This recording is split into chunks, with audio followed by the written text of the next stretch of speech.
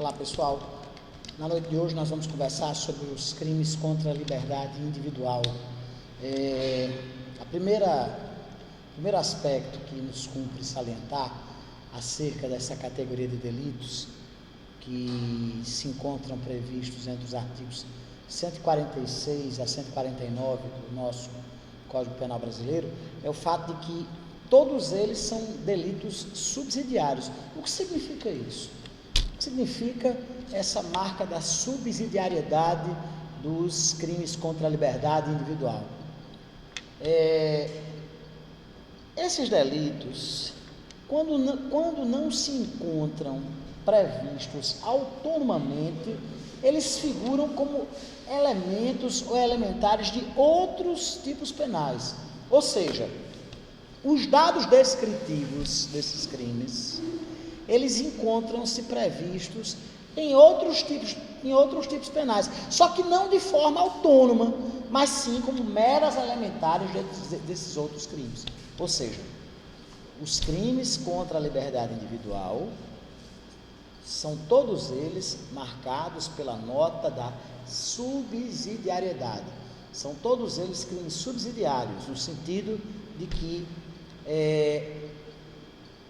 quando eles não se apresentam, quando essas condutas não se apresentam entre esses tipos penais que vão do artigo 146 ao 149 do Código, essas condutas elas aparecem como elementares de outros tipos penais. Por exemplo, nós temos o crime de sequestro e cárcere privado, certo? Nós temos o crime de extorsão, mas esses crimes eles podem aparecer como elementares de outras condutas criminosas. O crime de ameaça pode configurar-se como elementar de diversos outros delitos, como por exemplo o crime de roubo, como por exemplo o crime de estupro, né? Ou seja, esses delitos, eles tanto podem aparecer individualmente, e aí estarão nesse rol do artigo 146 ao artigo 149, em que o legislador penal vislumbrou resguardar a liberdade individual da pessoa humana, certo? Quanto eles podem aparecer como elementares de outras condutas criminosas, né? Por exemplo, lá no artigo 203 do Código Penal, no crime de estupro, nós temos a seguinte redação: constranger alguém mediante violência ou grave ameaça a ter conjunção carnal, a praticar ou permitir com que ela se pratique outro ato libidinoso. Esse constrangimento ilegal, que por si só apareceria isoladamente, aqui no crime de estupro aparece como uma elementar dessa conduta do artigo 203. Por isso que se fala que esses crimes eles são subsidiários, certo? Outro exemplo importante, a questão da extorsão mediante sequestro. Nós temos nesse rol de condutas dos crimes contra a liberdade individual a extorsão aparecendo individualmente, certo? Só que a extorsão mediante sequestro, nós temos o sequestro, que é uma conduta, que é um desses crimes contra a liberdade individual, certo? Só que o sequestro aqui figura como um elementar do crime contra o patrimônio, contra a propriedade, da qual se utiliza o sequestro, a restrição à liberdade individual, o cerceamento à liberdade individual da pessoa humana como uma forma de extorquir o patrimônio, por exemplo, de alguém a ele ligado, certo? Não. Inclusive pelo princípio do ne bis in idem, certo? Aqui nós temos, meu caro Raimundo, a responsabilização penal pelo crime de extorsão mediante sequestro. Por quê? Porque o sequestro aqui é mera elementar da conduta. E, evidentemente, o sequestro é absorvido pela conduta mais grave, também pelo princípio da consunção. Aqui nós temos, por isso que se diz que esses delitos, eles são crimes de natureza subsidiária, certo? Por quê? Porque eles aparecem individualmente nesse rol do 146 ao 149, mas eles podem se apresentar como elementares de outras condutas criminosas previstas em outros tipos penais, certo? Mas vamos passar a esses delitos individualmente, vamos estudá-los um a um. O crime de constrangimento ilegal, lá do artigo 146 do Código Penal Brasileiro, que diz justamente o seguinte: constranger alguém mediante violência ou grave ameaça, ou depois de lhe haver reduzido por qualquer outro meio a capacidade de resistência, a não fazer o que a lei permite ou a fazer o que ela não manda. Pena, detenção de 3 meses a 1 ano ou multa. Gente, um dos direitos da personalidade é a liberdade. E a liberdade, ela se reveste de diversas maneiras, não só na liberdade de ir e vir, mas também na liberdade de se autodeterminar. A liberdade individual da pessoa humana é uma consequência mesmo da própria personalidade, é um direito da personalidade, o direito a dispor de sua própria vontade. Ninguém pode ser tolhido na sua vontade, na sua liberdade individual, de fazer aquilo que lhe der na telha, de fazer aquilo que melhor lhe aprouver. Ninguém pode ser obrigado, ninguém pode ser compelido a fazer algo que a lei não manda. E ao revés, ninguém pode ser compelido a deixar de fazer algo que a lei autoriza, certo? Nisso consiste esse delito do constrangimento ilegal, na prática de um cerceamento, não a liberdade de ir e vir. A liberdade de ir e vir a gente vai ver que é ofendida por outro delito aqui desses crimes contra a liberdade individual, que é o crime de sequestro ou cárcere privado. Mas aqui existe a liberdade de autodeterminação, de você fazer aquilo que você mais deseja, desde que não haja uma vedação legal. Aquilo que a lei não diz ser proibido, presume-se por uma presunção iuris et de iure como algo permitido, como algo lícito, e ninguém tem o direito de impedir que quem quer que seja se autodetermine, exerça, portanto, a sua liberdade individual, certo?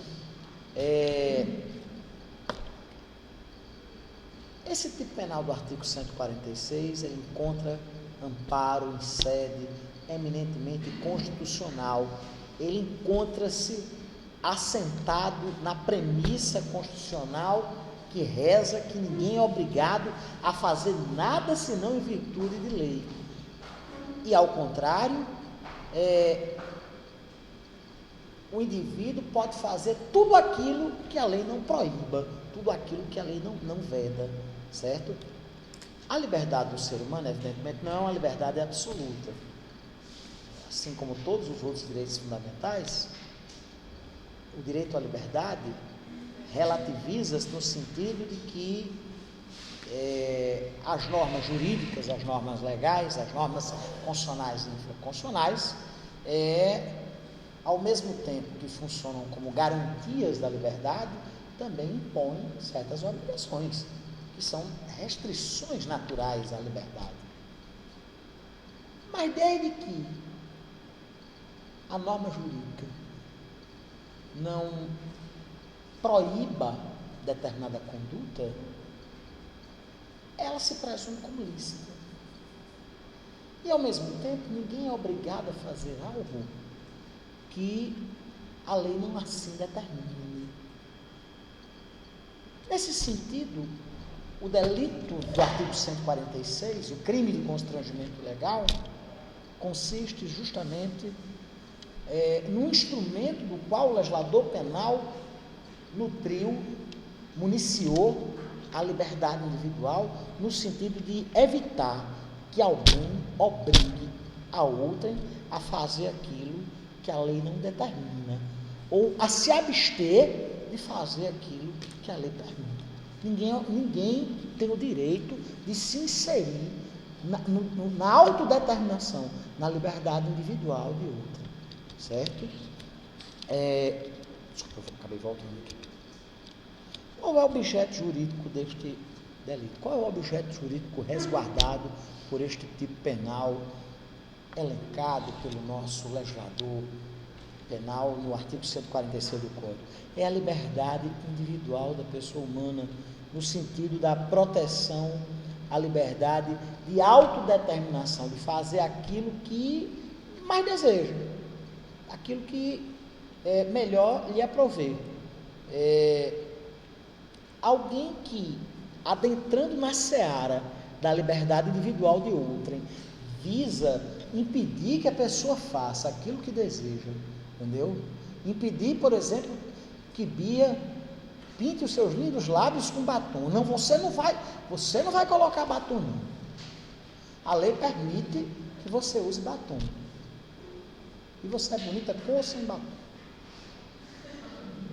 Mas alguém que chegasse e dissesse: Beatriz, você não pode usar batom, estaria se inserindo ilicitamente no seu direito à autodeterminação, porque não há nenhuma vedação legal ao ato de uma jovem, ao ato de uma mulher, ornamentar os seus lábios com batom. É nisso que reside o objeto jurídico protegido pelo nosso legislador penal, no tocante à inclusão desta conduta do artigo 146 do Código no rol de condutas tipificadas pelo nosso legislador penal. Alguém que, usando de violência ou grave ameaça, tente cercear o direito do seu semelhante a fazer aquilo que a lei lhe permite, ou que a lei não vede, estará praticando esse crime de constrangimento ilegal, certo? Aqui novamente nós esbarramos diante daquela dicotomia da violência no sentido físico, no sentido da vis física, e da ameaça, minha cara barba, no sentido da vis compulsiva, da violência. O que é ameaça se não a violência moral? Não é? A violência de cunho essencialmente psicológico.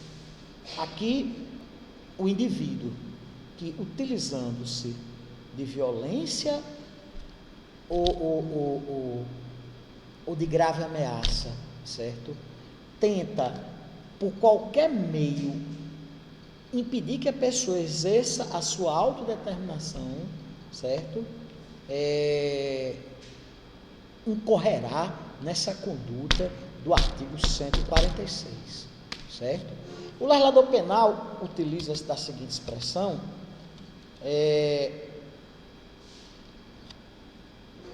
reduzido por qualquer outro meio a capacidade de resistência. O que significa isso?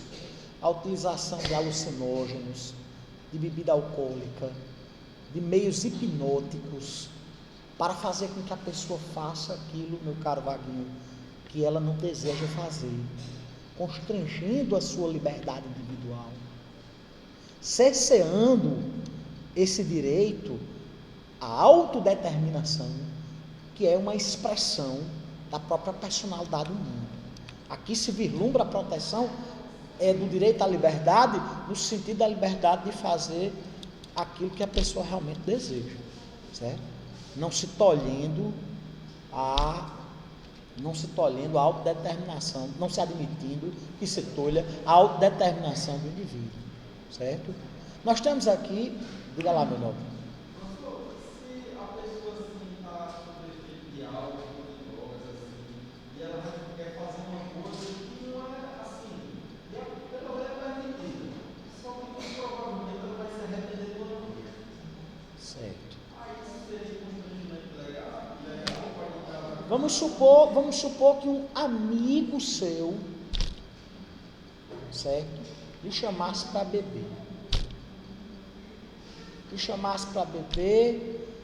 E, supondo que você não tivesse muita resistência alcoólica, ele empurrasse bebida, fazendo com que você ficasse num estado de diminuição de sua resistência, certo?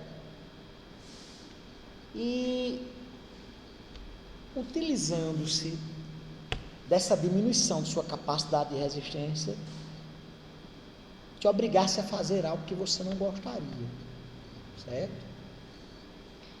É nisso que reside a parte final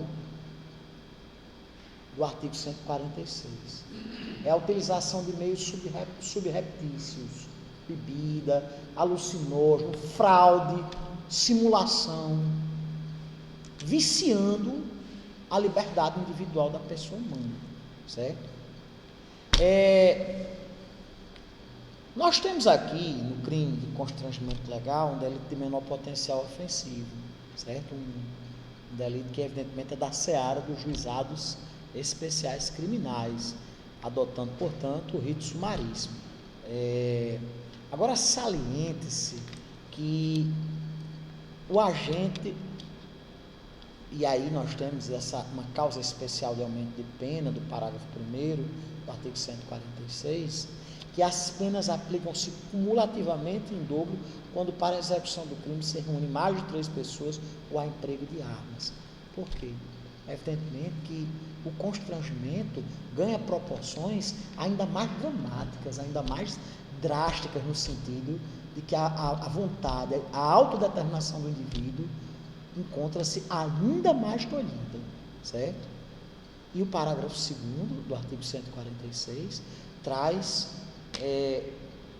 uma determinação legal muito importante, que além das penas combinadas aqui, 3 meses a 1 ano, né? Aqui do artigo 146, aplica-se cumulativamente as penas correspondentes à violência. Assim, por exemplo, um indivíduo que obrigasse alguém, vamos criar aqui uma situação hipotética, numa calorada, obrigasse o indivíduo a se vestir de mulher, certo? E a um semáforo pedir donativos, todo pintado, o sol quente, tá? Contra a sua vontade. E além disso, ele infligisse algum mal à sua incolumidade física, lesionasse aquela pessoa que fora constrangida, obviamente de forma deveras violenta, certo? A participar daquela calorada. Ele responderá pelo delito do constrangimento ilegal e pela eventual lesão corporal, pela violência correspondente. Lembrando aqui, gente, que a vontade individual, que a liberdade individual, a autodeterminação da pessoa humana, ela pode ser comprometida tanto pela vis física, certo? Pela violência física, quanto pela grave ameaça. O indivíduo vê-se constrangido a fazer algo que naturalmente não faria. Como, por exemplo, o sujeito que é obrigado a participar dos festejos em homenagem à santa padroeira da cidade, porque o grupo político local quer que ele participe. E ele é ameaçado, você vai ter que ir para a festa. Se não for. É esse o sentido do artigo 146, certo? Aqui no parágrafo 1º, essa causa especial de aumento de pena, que evidentemente é aferível na terceira fase da dosimetria penal, certo? Aqui não se trata da formação de quadrilha ou bando ou associação criminosa odiernamente, lá do artigo 288, certo? Aqui fala-se especificamente de algo eventual, a reunião de mais de 3 indivíduos no sentido de obrigarem alguém a fazer algo que ela naturalmente não gostaria. Por quê? Porque se concede um plus à sanção penal correspondente a essa prática criminosa. O grau de lesividade, o grau de temor, o grau de constrangimento, evidentemente, torna-se muito maior quando há o concurso de 3, 4, 5 indivíduos, ou quando há o emprego de armas, sejam elas próprias ou impróprias, né? A questão da arma de brinquedo. Será que a arma de brinquedo é hábil a fazer com que se incida essa majorante, essa causa especial de aumento de pena, a qual faz alusão o parágrafo 1º do artigo 146? Será que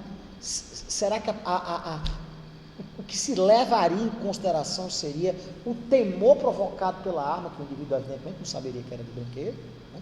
Chamado simulacro, ou o potencial de risco?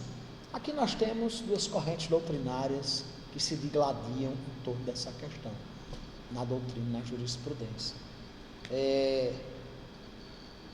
Há aqueles que entendem que a majorante, que a causa de aumento de pena, causa especial de aumento de pena do parágrafo 1º do artigo 146, só se justificaria se houvesse realmente um potencial lesivo, e, portanto, uma arma de brinquedo não serviria para atrair essa causa especial de aumento de pena, certo? Porque não teria essa potencialidade lesiva. Mas há uma segunda corrente que foca na questão subjetiva, no medo que a vítima tem, o fundado receio de se ver alvo de disparo de arma, enfim, ou de uma facada, ou o que seja, né? Que justificaria para agravar a conduta do artigo 146, certo? Existe essa discussão, certo? Sobre o que realmente levaria em consideração. Se é a potencialidade lesiva da arma ou se o receio, certo? Existe essa vertente objetiva e essa subjetiva, certo? Essa vertente subjetiva, ela diz que o agravamento da sanção penal se dá em razão do receio maior, certo? Provocado pela arma, ainda que essa arma fosse de brinquedo, certo?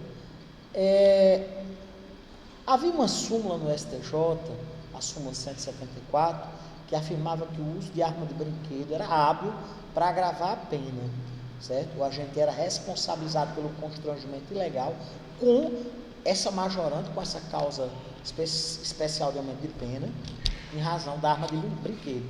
Essa corrente que levava em consideração os aspectos subjetivos, certo? E não a potencialidade lesiva, ela restou vencida. E essa súmula foi cancelada, certo? Entende-se contemporaneamente, meu caro Raimundo, que a arma de brinquedo ela não é hábil para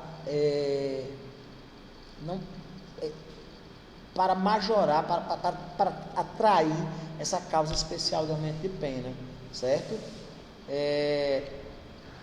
Havendo, contudo, o constrangimento ilegal, indiscutivelmente, certo?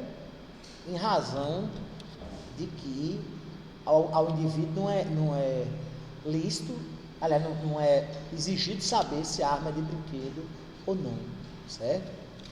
Aqui no parágrafo 2º do artigo 146, o nosso legislador penal traz uma norma explicativa que diz que a sanção penal correspondente à violência cumular-se-á com a pena, a sanção pelo delito de constrangimento ilegal, certo? Ou seja, a violência não absorve o constrangimento ilegal, certo? O indivíduo responderá em concurso material de delitos, certo?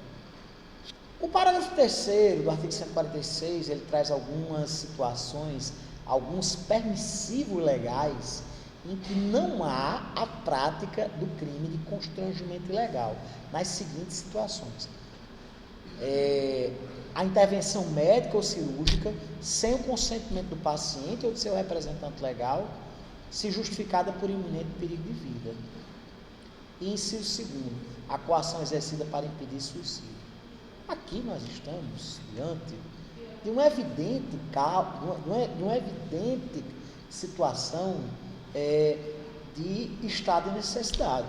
O médico que opera o paciente no escopo de salvar-lhe a vida sem a sua autorização não pratica o crime de constrangimento ilegal, certo? A sua conduta encontra-se perfeitamente justificada pelo fato de que o paciente encontrava-se em iminente risco de vida. Do mesmo modo, não pratica constrangimento ilegal alguém que utiliza-se do esforço necessário inerente a uma situação de urgência para impedir que alguém pratique o suicídio. Alguém que, por exemplo, vai passando de carro ali na ponte do Navarro e vê alguém tentando pular da ponte, e desce do carro e agarra e diz: você não vai pular não. Evidentemente que não compreende a conduta tipificada no artigo 146 do Código Penal, certo? Existe inclusive existe uma discussão doutrinária que fala, no caso da intervenção médico-cirúrgica, na atipicidade da conduta, certo? Enquanto que o ato de alguém que tentar se evitar, ainda que utilizando-se de violência, de força física, que alguém praticasse um atentado contra a sua própria vida, certo? Haveria realmente uma situação em que o agente não incorreria nesse delito do artigo 146, certo? Inclusive a doutrina nos ensina que se o constrangimento for praticado no sentido de satisfazer uma pretensão legítima, certo? Não há também a figura do artigo 146, certo? Situação diferente por exemplo, o locador que retém móveis dentro do imóvel locado. Aí ele agiria no crime de exercício arbitrário das próprias razões, certo? A pretensão seria absolutamente ilegítima, o agente incorreria inclusive no crime contra a administração da justiça. Fala, Wagner.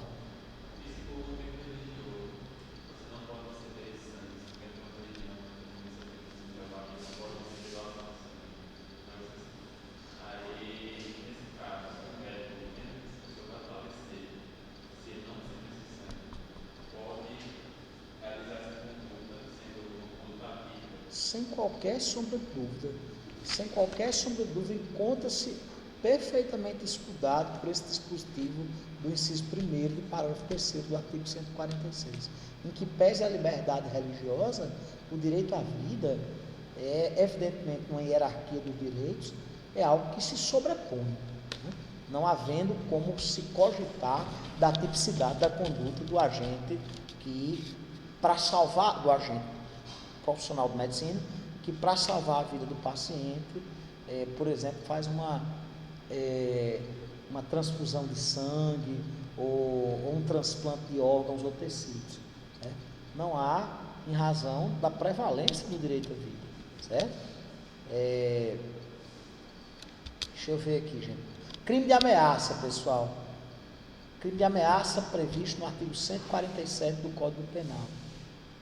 Aqui, diferentemente do artigo 146, a liberdade individual da pessoa humana, ela não é afetada no sentido da autodeterminação, mas sim no sentido da paz de espírito, da tranquilidade, de você viver de forma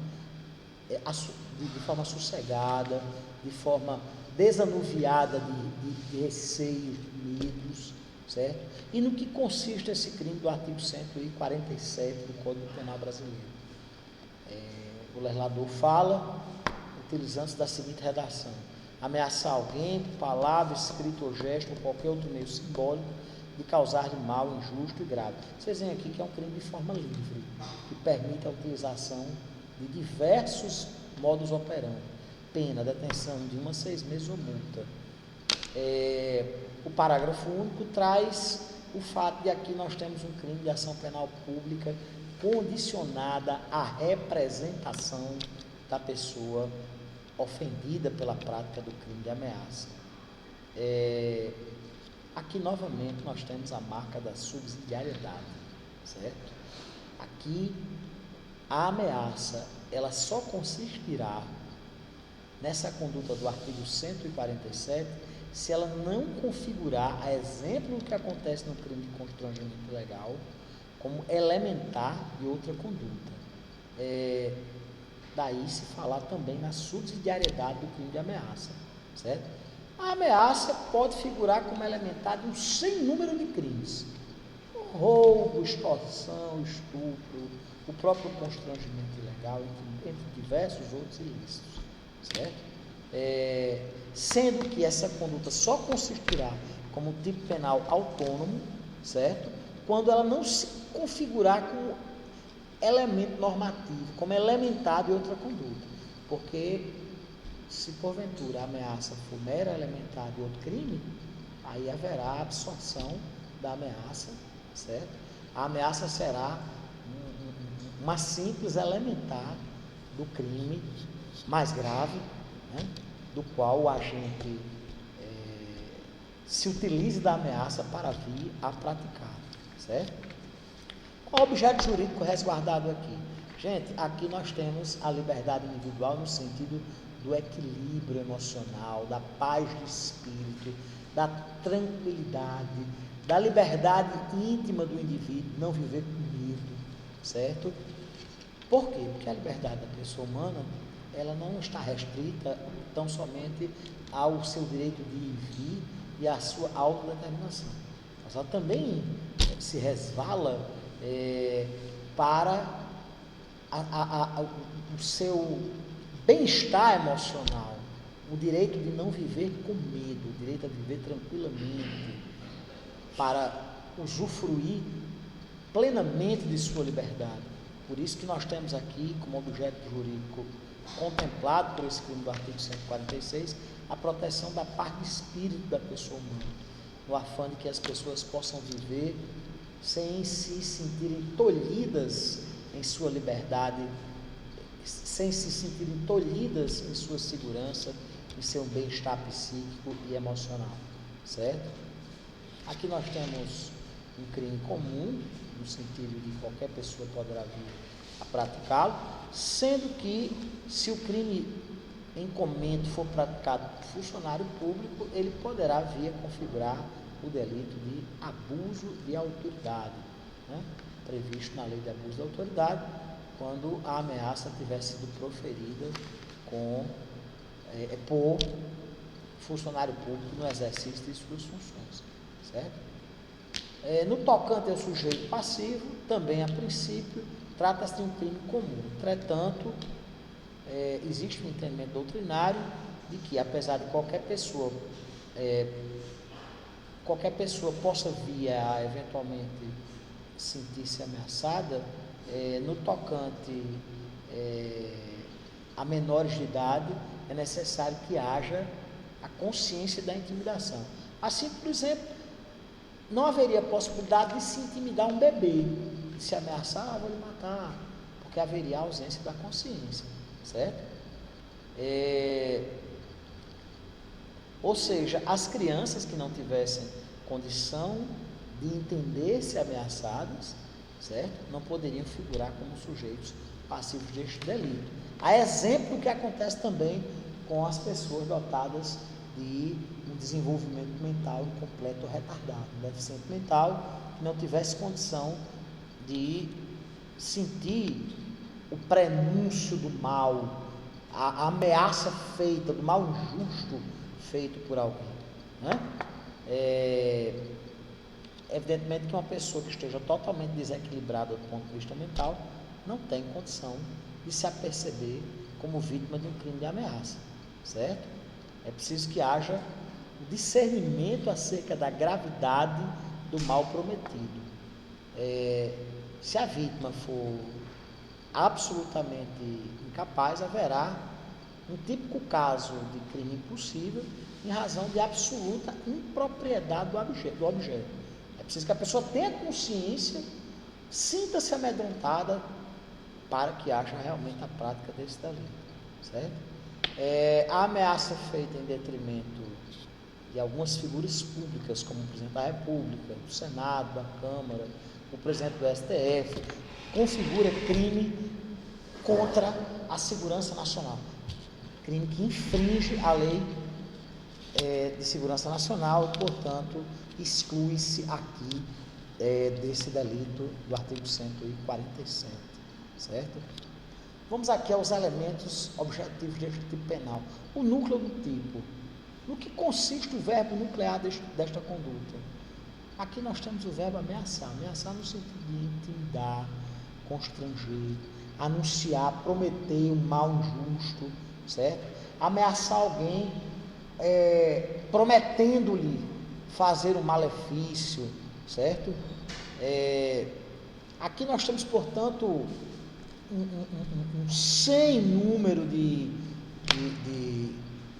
claro, ensina um sem número de meios através dos quais o agente poderá praticar essa conduta criminosa, através de carta, através de e-mail, através de mímica, sabe?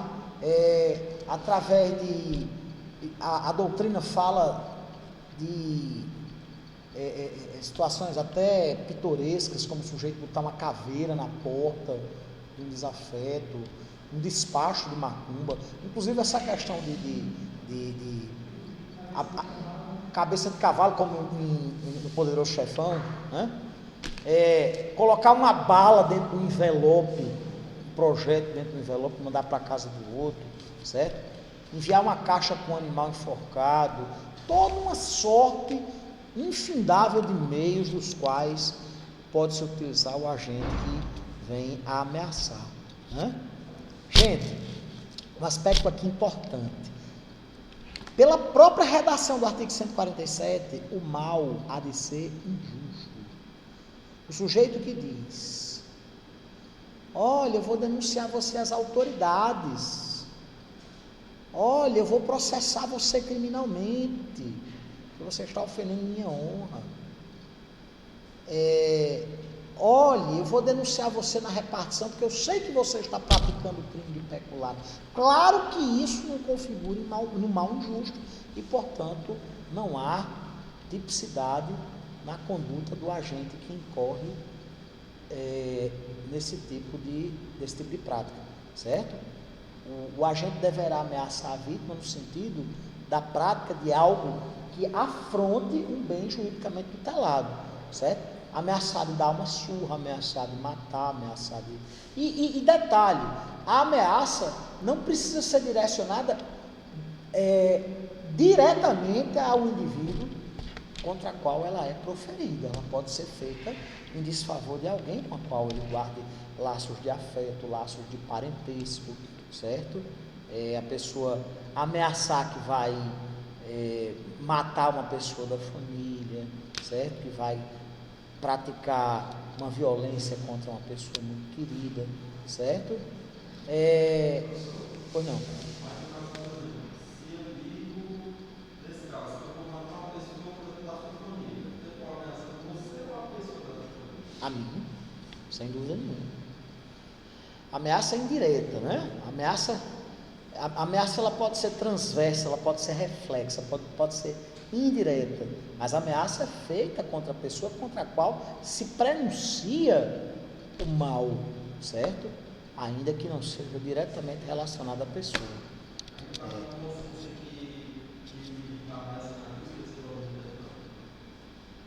Não, porque a outra pessoa ordinariamente não vai tomar conhecimento, né? Ainda que a ameaça seja, a não ser que a ameaça seja feita na presença da outra pessoa, certo? Aí haverá, evidentemente, dois objetos materiais distintos, duas pessoas, dois sujeitos passivos diferentes ameaçados. Agora, o sujeito que diz, eu vou matar a sua filha, e a filha do cara está em outra cidade, logicamente ele não a ameaçou. A ameaça foi direcionada ao pai da moça, né? Gente, existe um conceito importante de mal grave. O que é o mal grave? É aquele suficientemente contundente, suficientemente forte, a ponto de atemorizar a vítima, de provocar medo, certo? A gravidade desse mal deve levar em consideração as circunstâncias objetivas e subjetivas inerentes ao caso concreto. Por exemplo, Clarinha chegar para mim e dizer, Mário, se você não botar uma nota boa no meu trabalho de penal 3, eu vou lhe dar uma surra. Obviamente isso não é o suficiente para mim. Porque uma menina doce, magrinha, franzininha, como Clarinha, não me intimidaria no sentido, né, de, olha, eu vou lhe dar uma surra, viu? Vou lhe dar uma surra. Agora, se do contrário, ela dissesse, Mário, se você não botar uma nota boa, eu vou lhe dar um tiro, mostrar sua revolta. Seria uma circunstância, certo? Que evidentemente seria suficientemente forte para me atemorizar, certo? E atemorizar qualquer um, claro, né?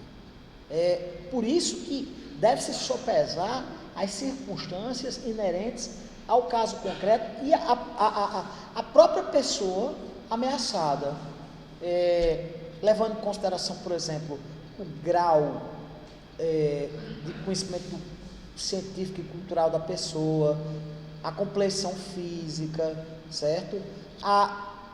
Por exemplo, o sujeito ameaçar alguém de agredir um filho ou de matar um filho é uma coisa. Agora, uma pessoa com a qual o indivíduo apenas tem relação de conhecimento não é um mal grave, não é suficientemente forte para atemorizar a pessoa, certo? De outra feita, não se configura mal grave, certo? A rogação de praga, a ameaça de esconjuro, de maldição, vou fazer uma macumba, certo? Isso não configura, segundo o entendimento doutrinário preponderante, como um mal grave a ponto de configurar esse crime do artigo 147, esse crime de ameaça. Entretanto, existe um entendimento que admite que se o mal prenunciado for feito em desfavor de pessoas que professem certas convicções religiosas, que acreditem que realmente possam vir a ser vítimas de uma maldição, certo? De um sortilégio, sabe? De uma praga, de uma macumba. Há um entendimento minoritário na doutrina que entende que haverá a idoneidade do objeto no sentido desse mal ser grave a ponto da pessoa sentir-se atemorizada, certo? Gente, existe uma divergência doutrinária no sentido da necessidade, boa noite, meu amigo, no sentido da necessidade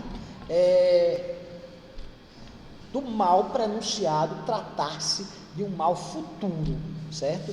A doutrina e a jurisprudência divergem acerca do fato da necessidade do mal a ser executado tratar-se de algo a posteriori. Existem dois entendimentos, dois posicionamentos doutrinários diferentes. Existe uma primeira corrente científica, uma primeira corrente doutrinária e jurisprudencial, que entende que o mal deverá ser futuro, certo? Embora deva estar próximo de acontecer. Não pode ser um futuro daqui a 30, 40 anos, certo? Mas existem outros estudiosos que entendem que a ameaça do mal a ser produzido não precisa ser iminente, certo? que o mal pode ser num futuro mais longevo, mais distante, certo? Existem essas duas correntes doutrinárias.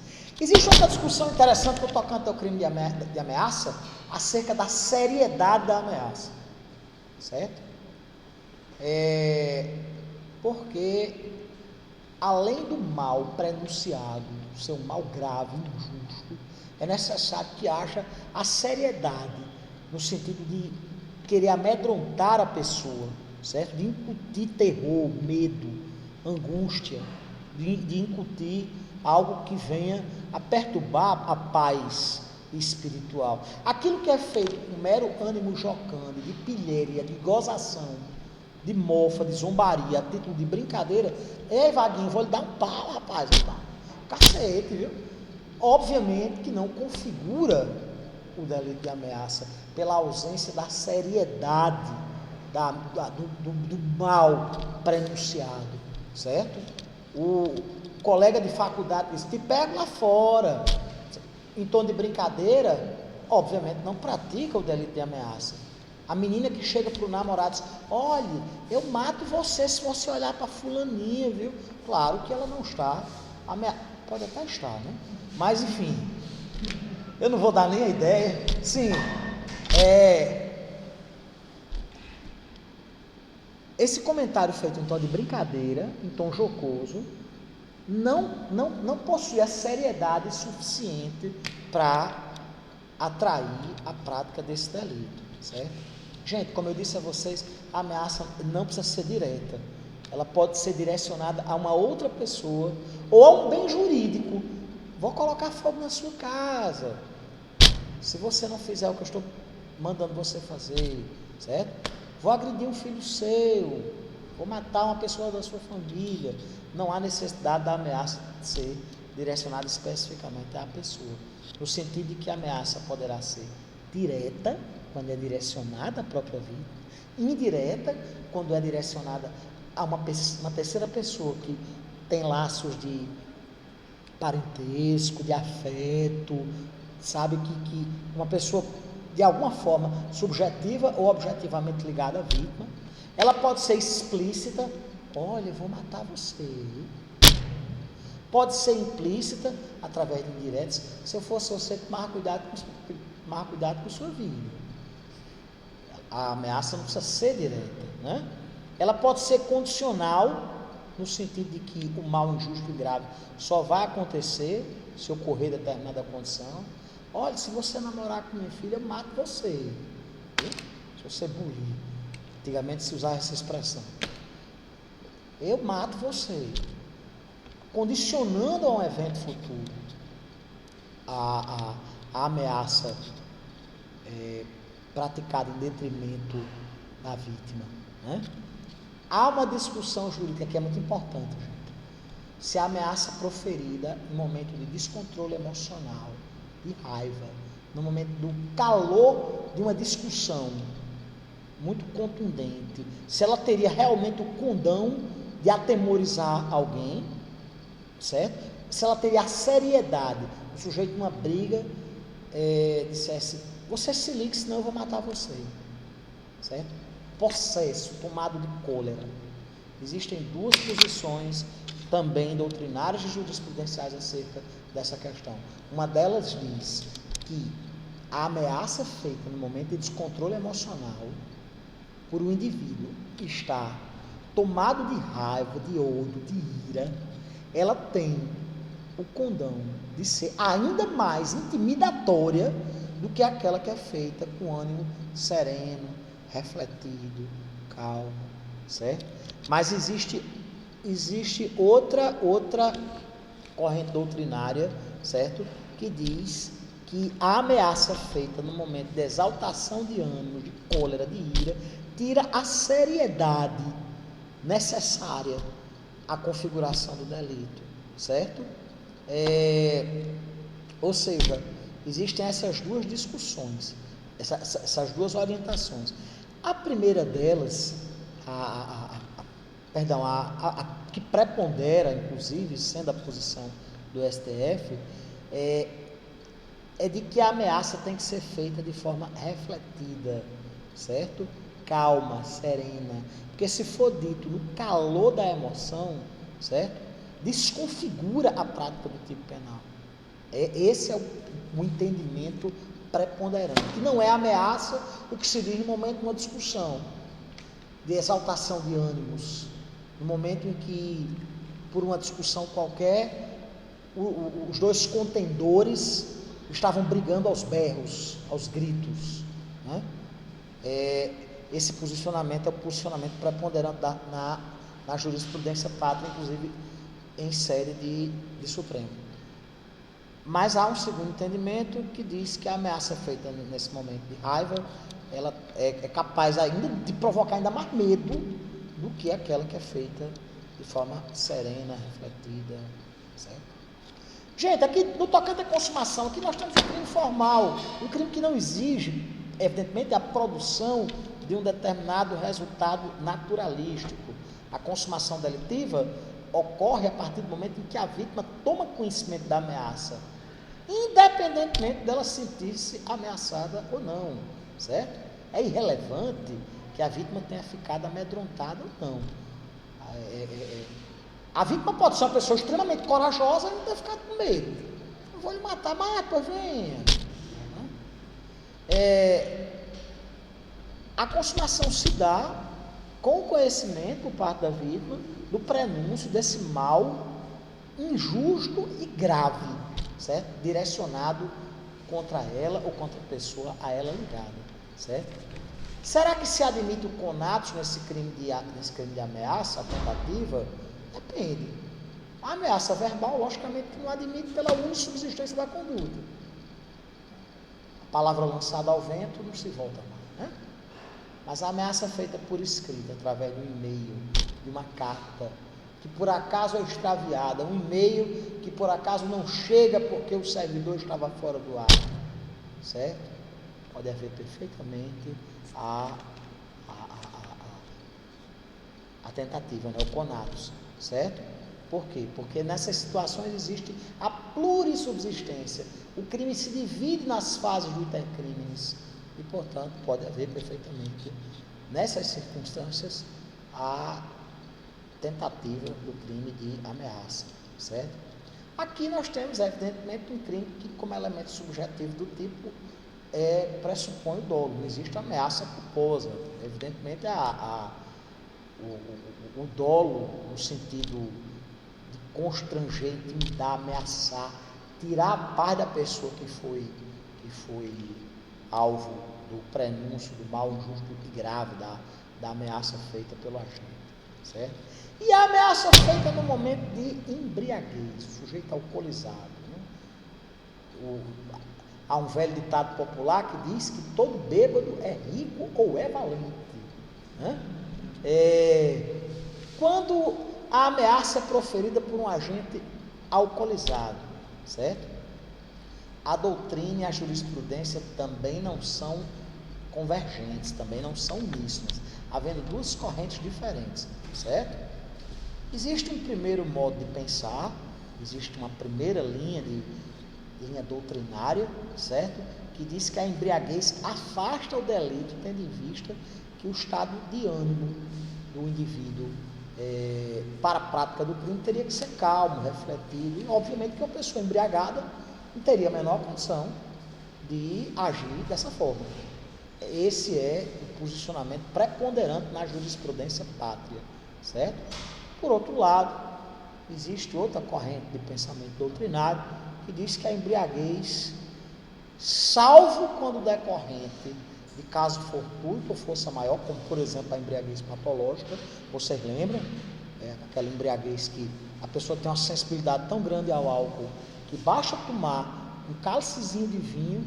E eu cito sempre um exemplo de uma amiga minha que me narrou uma história, eu não sei se é história com H ou com E, mas eu prefiro acreditar nela, que ela namorou um rapaz, que esse sujeito ele era tão sensível ao álcool etílico, que uma vez ela saiu com ele para jantar e por ela haver consumido vinho, ela se tomou algumas taças de vinho, o contato, eles se beijaram, o contato da saliva dela, com a saliva dele, já o deixou completamente alcoolizado, completamente transtornado.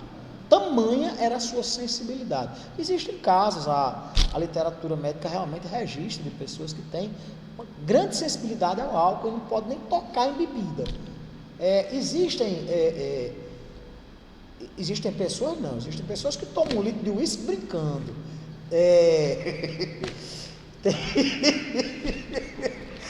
Não que seja o caso desse professor.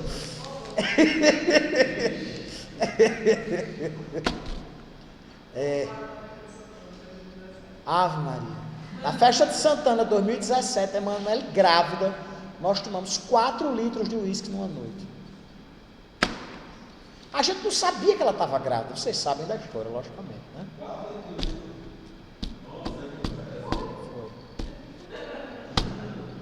Tomamos numa solenidade de entrega do título cidadão honorário de Caicó, até aqui no auditório da universidade.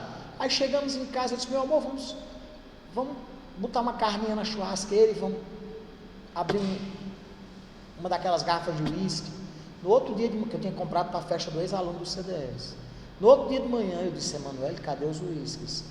Cadê os uísques? Nós tomamos. Entendeu? Está ali em cima da pia, vai ver. Disse, meu Deus. Agora imagine só. E nós não sabíamos que ela estava no 7º mês de gravidez. Entendeu? Vocês conhecem, a história é conhecida. E Luísa está cada vez mais linda. Completou 1 ano e 9 meses ontem. Sim, a questão da embriaguez, né? Segundo essa segunda corrente, salvo se o indivíduo tiver ficado embriagado por caso fortuito, certo? Por força maior, como por exemplo a embriaguez patológica ou a embriaguez de quem consome medicamento. Existem certos medicamentos, sobretudo ansiolíticos, psicotrópicos, que jamais podem ser combinados com bebida alcoólica, né? O indivíduo está, por exemplo, tomando um calmante, um ansiolítico, né? Mistura com bebida, um potencializa o efeito do outro. O sujeito que faz uso de medicamentos psicotrópicos, a bebida faz o remédio ter um efeito mais rápido e o remédio faz com que a bebida embriague o sujeito que a consome também mais rápido, certo? Nessas situações pode haver, segundo essa corrente doutrinária, a ameaça feita de forma irrefletida e, portanto, não haver a tipicidade da conduta, certo? Mas essa corrente, que é minoritária, diz que, salvo nessas situações, certo? A ameaça pronunciada em momento de embriaguez, ela é ameaça sim, e não há qualquer sombra de dúvida quanto à tipicidade da conduta do agente. Só para a gente terminar aqui, a diferença entre ameaça e constrangimento ilegal, certo? Esses dois dispositivos penais previstos respectivamente no artigo 146 e no artigo 147. Primeiro, no constrangimento ilegal, a liberdade individual da pessoa, ela é ofendida no sentido de que ela é obrigada a fazer algo que a lei não veda, ou a deixar de fazer algo que a lei permite, certo? Deixando de praticar alguma coisa. No crime de ameaça, por sua vez, o indivíduo é constrangido no sentido de que há a promessa de um mal injusto e grave, caso a pessoa venha a fazer ou deixar de fazer alguma coisa, certo? Essa é a diferença entre o constrangimento ilegal e a ameaça, né? Aqui no crime de ameaça, existe a representação do ofendido, é um típico caso de ação penal, de crime de ação penal pública condicionada à representação, e essa representação é uma condição de procedibilidade da ação penal a ser eventualmente ajuizada pelo Ministério Público, certo? Como a sanção penal é de minuta monta, nós estamos diante de um delito, a exemplo do que acontece com o constrangimento legal, né? Da seara dos juizados especiais, cuja competência cabe para processar e julgar esses ilícitos, admitindo-se os dispositivos da Lei 9.099, a conciliação, a transação e a suspensão condicional do processo. Ok? Pessoal, pois uma boa noite, fiquem com Deus e até a aula de amanhã, se Deus assim nos permitir. Tchau, pessoal.